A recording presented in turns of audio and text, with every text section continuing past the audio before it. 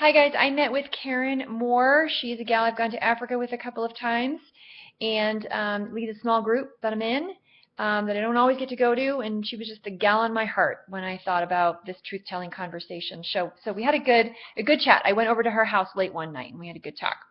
As far as dynamics that make it hard to be truthful, she talked about, of course, fear and vulnerability.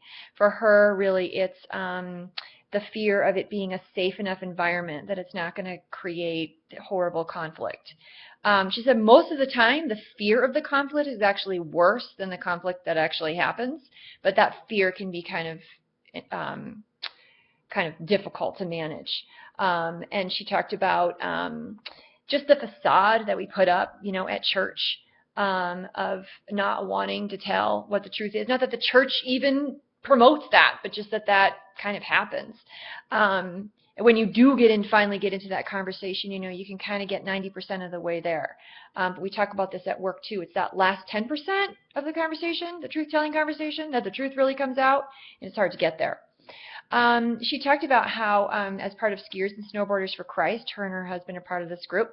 The guys got together and created these great accountability groups, and went so well. They were telling each other the truth. They're meeting regularly. They're really committed to these principles of honesty in what's going on in their lives.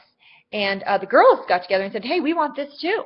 So they created their little groups, and it did not go so well. For a variety of reasons. And it made me think about gender and how gender can influence or how the issues of gender related to truth-telling. Pohl wrote, there are cultural differences in how we speak the truth. Cultural, I don't always think of gender. Directness is not the same as aggressiveness, and I can just see how women, when it comes to directness and how that can be felt as aggressiveness, and how the challenges that can exist in not even just telling the truth, but being able to receive it.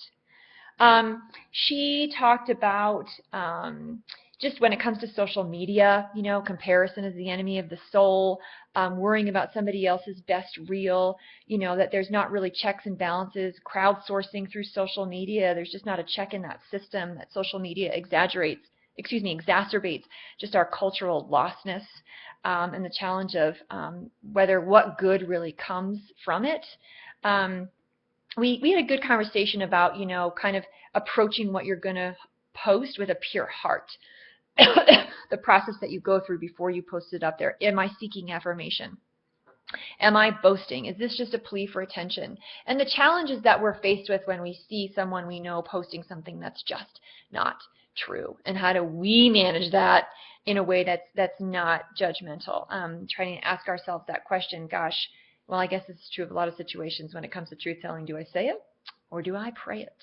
So hope you guys are doing well. Thanks for the opportunity.